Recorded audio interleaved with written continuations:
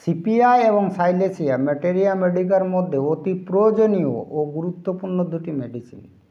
দুটি ঔষধ দিয়েই বহু সংখ্যক জটিল রোগী আরোগ্য করা হয়েছে।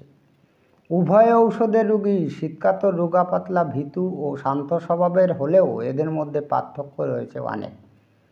হোমিওপ্যাথি চিকিৎসা পদ্ধতি যেহেতু সাদৃশ্য নীতির উপর প্রতিষ্ঠিত, তাই দুজন রোগীকে পৃথক করার প্রয়োজন। আজকের ভিডিওতে সিপিয়া এবং সাইলেসিয়ার মধ্যে 12টি পার্থক্য আপনাদের সামনে এমনভাবে ব্যাখ্যা করে শোনাবো যাতে দুজন রোগীকে আলাদা করতে বিন্দুমাত্র অসুবিধা না হয়। ভিডিওটি ভালো লাগলে লাইক, কমেন্ট, শেয়ার করবেন এবং আপনি যদি এই চ্যানেলে নতুন এসে থাকেন তাহলে চ্যানেলটিকে সাবস্ক্রাইব করে রাখবেন পরবর্তীতে নতুন ভিডিওর নোটিফিকেশন সবার আগে পাওয়ার জন্য। এবার এই দুটি রেমেডিস থেকে 12টি সুন্দর পার্থক্য আপনাদের সামনে আমি এক্সপ্লেন করে শোনাবো। তো আপনাদের আমি রিকোয়েস্ট করব আপনারা ভিডিওটি না টেনে যদি এই 12টি পার্থক্য আপনারা একটু মনোযোগ দিয়ে শোনেন বা আপনারা খাতায় লিখেও নিতে পারেন, তাহলে কিন্তু আপনাদের সিপিআর এবং সাইলেসিয়া রোগীকে আলাদা করতে কোনো রকম অসুবিধা হবে না। তো নাম্বার 1-এ রয়েছে ধাতগত লক্ষণ সিপিআর। তো সিপিআর রোগীরা কিন্তু শীতকাতর হয়, লম্বা এবং পাতলা হয়। অন্যদিকে নাম্বার 1-এ রয়েছে সাইলেসিয়া রোগীরাও কিন্তু শীতকাতর হয় এবং রোগা ও দুর্বল হয়। উভয়ের মধ্যে কিন্তু অনেকটা সাদৃশ্য আছে, একটু ভালো করে বুঝে নিতে হবে। নাম্বার 2-তে রয়েছে মানসিকতা। এই সিপিআর রোগীদের মানসিকতায় থাকে ক্রন্দনশীলতা ও উদাসীনতা। অন্যদিকে নাম্বার 2-তে রয়েছে সাইলেসিয়া রোগীদের মানসিক অবস্থা থাকে খিটখিটে এবং উত্তেজনা প্রবণতা। নাম্বার 3-তে রয়েছে সিপিআর রোগীদের ঘামের বিষয়ে। মুখমণ্ডল ছাড়া কিন্তু সর্বাঙ্গে ঘাম হয় সিপিআর রোগীদের। এই লক্ষণ কিন্তু আমাদের রস্টাক্স রেমেডিসে আছে। অন্যদিকে নাম্বার 3-তে রয়েছে সাইলেসিয়া রোগীদেরও ঘাম হয়, কিন্তু এই ঘাম হাতে, পায়ে, মাথায় এবং বগলে এই 4টে জায়গায় হয় এবং সেই ঘামে কিন্তু ভীষণ দুর্গন্ধ থাকে। নাম্বার 4-এ রয়েছে ইচ্ছা। এই সিপিআর রোগীরা কিন্তু টক এবং মিষ্টি জাতীয় খাদ্য খেতে কিন্তু পছন্দ করে।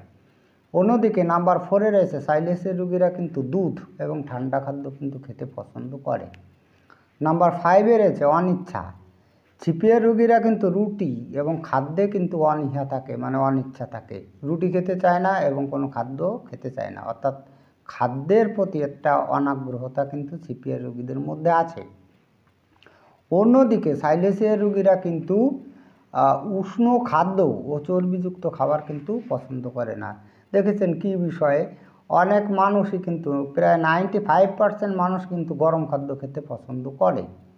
আর এই দিকে কিন্তু অনিচ্ছা, সাইলেসিয়া রোগীরা কিন্তু উষ্ণ খাদ্য খেতে পছন্দ করে না এবং চর্বিযুক্ত খাবার, মাংস এগুলো কিন্তু খেতে চায় না এই সাইলেসিয়া রোগীরা।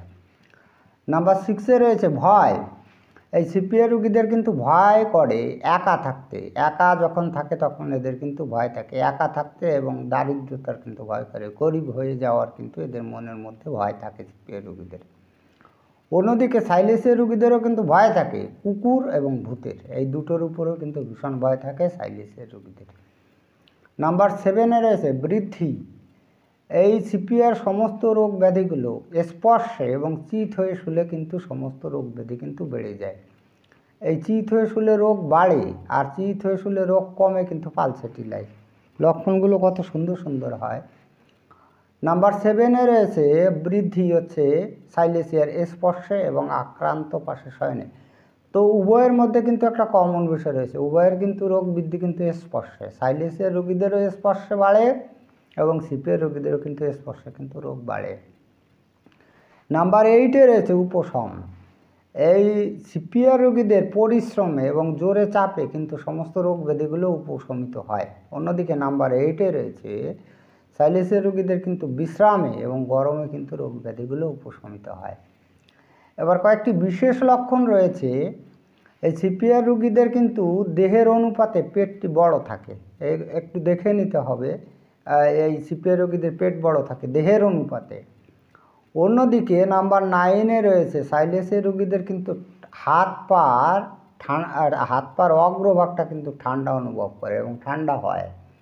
এটা হয় হচ্ছে যে আমরা দেখেছি আমাদের কয়েকটা রেমেডিস আছে, যেমন কার্বোভেজ, তারপরে সাইলেসিয়া, এই সমস্ত রোগীদের জৈবিক তাপ কম থাকে। জৈবিক তাপ কম থাকলে, জৈবিক তাপ এক ধরনের তাপ, এই তাপটা কম থাকার ফলে কিন্তু এদের হাত পায়ের অগ্রভাগটা ঠান্ডা হয়ে যায়। ওই সাইলেসিয়া রোগীদের এই কারণের জন্য হাত পা ঠান্ডা ভাব থাকে। তারপর আমাদের নেটটা মেরেও কিন্তু এটা আছে, এই লক্ষণটি। নাম্বার 10-এ রয়েছে সিপিয়া রোগীদের নিচের ঠোঁট ফাটা ও স্ফীতি। ঠোঁট তো দুটি হয়, একটা হচ্ছে উপরের ঠোঁট আর একটা হচ্ছে নিচের ঠোঁট। দেখুন এই পার্থক্যটা ভীষণ সুন্দর। এই সিপিয়া রোগীদের ঠোঁট ফাটা থাকে, তবে সেটা কিন্তু নিচের ঠোঁট ফাটা থাকে এবং স্ফীতি মানে হচ্ছে ফোলা ভাবও থাকে। অন্যদিকে নাম্বার 10-এ রয়েছে সাইলেসিয়া রোগীদেরও ঠোঁট ফাটা থাকে, তবে কোন ঠোঁট? দুটি ঠোঁটই ফাটা থাকে, এটা উপরের এবং নিচের দুটোই। এছাড়াও সাইলেসিয়া রোগীদের আর একটা বিশেষ হচ্ছে ওই ঠোঁটের ওই কোণে, ওই যেটাকে আমরা কাউর ঘা বলি, সেই কাউর ঘা কিন্তু থাকে। তাহলে এই ঠোঁট ফাটা দেখেও কিন্তু আমাদের সিপিয়া এবং সাইলেসিয়া রোগীদের আলাদা করা যায়। একটু ভালো করে বুঝে নেওয়ার চেষ্টা করুন। নাম্বার 11-এ রয়েছে সিপিয়া রোগীদের সংসারের প্রতি উদাসীনতা দেখা যায়। অন্যদিকে নাম্বার 11-এ রয়েছে সাইলেসিয়া রোগীরা কিন্তু মাছের কাঁটা গলায় বেঁধার ভয়ে এরা কিন্তু মাছ খেতে চায় না। বিশেষ করে তো ছোটো মাছ একদমই খেতে চায় না এই সাইলেসিয়া রোগীরা। নাম্বার 12-এ রয়েছে সিপিয়া রোগীরা কিন্তু একাকী নির্জনে কান্না করার ইচ্ছা। এই সিপিয়া রোগীরা কিন্তু কান্নাকাটি করে, সে একা একা কান্নাকাটি করে নির্জনে বসে, কারো সামনে কিন্তু এরা কান্নাকাটি করে না। এরা নির্জনে বসে এরা কান্নাকাটি করে এবং কান্নাকাটি করতেও এদের ইচ্ছা করে। অন্যদিকে নাম্বার 12-এ রয়েছে সাইলেসিয়া রোগীরা মনে করে তার জিভে একটি চুল জড়িয়ে আছে, জিভে একটা চুল জড়িয়ে আছে, এরা কিন্তু মনে করে এই সাইলেসিয়া রোগীরা। এবার সিপিয়া সম্পর্কে যদি আপনি আরও বিস্তারিত তথ্য জানতে চান তাহলে এই চ্যানেলের 129 নং ভিডিওটি দেখতে পারেন, এবং সাইলেসিয়া সম্পর্কে যদি জানতে চান তাহলে 130 নং ভিডিওটি দেখতে পারেন। এবার কথা হলো যে 129 বা 130 নং আপনি যাবেন কিভাবে?